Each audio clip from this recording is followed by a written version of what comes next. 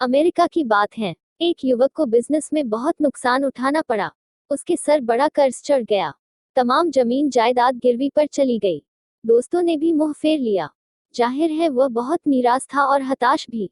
कहीं से कोई राह नहीं सूझ रही थी। आशा की कोई किरण नहीं दिखाई देती थी। एक दिन वह बगीचे में बैठा अपनी परिस्थितियों पर चिंतन कर रहा था। तभी एक बुजुर्ग वहां पहुंचे। कपड़े और चेहरे व हाव भाव से वो काफी अमीर लग रहे थे। बुजुर्ग ने चिंता का कारण पूछा तो उसने अपनी सारी कहानी बता दी। बुजुर्ग बोले, चिंता मत करो।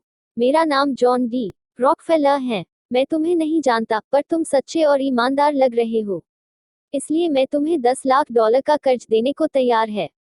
फिर जेब से चेकबुक निकालकर उन्होंने रकम दर्ज की और उस व्यक्ति को देते हुए बोले, नौजवान, आज से ठीक 1 साल बाद हम इसी जगह पर मिलेंगे। तब तुम मेरा कर्ज चुका देना। इतना कहकर वे चले गए। युवक आवक था।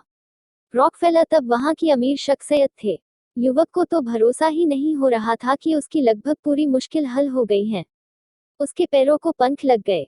घर पहुंचकर वह अपने कर्जों का हिसाब लगाने लगा। 20वीं सदी की शुरुआत में $10 लाख बहुत बड़ी धनराशि होती थी। अचानक उसे झटका लगा। उसने सोचा, एक अपरिचित व्यक्ति ने मुझ पर भरोसा किया, पर मैं खुद पर भरोसा नहीं कर रहा हूँ। यह ख्याल आते ही उसने उस चेक को संभाल कर रख लिया।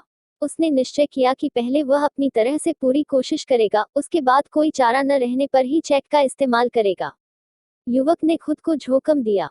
बस एक ही धुन थी, किसी तरह सारे कर्ज चुकाकर अपनी प्रतिष्ठा को फिर से पाना है। उसकी कोशिशें रंग लाने लगी। कारोबार उबरने लगे।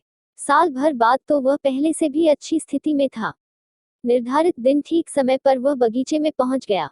वह चेक लेकर रॉकफेलर का इंतजार रहा था कि वे दूर से आते दिखे। जब वे पास पहुंचे तो युवक ने बड़ी श्रद्धा से अभिवादन किया।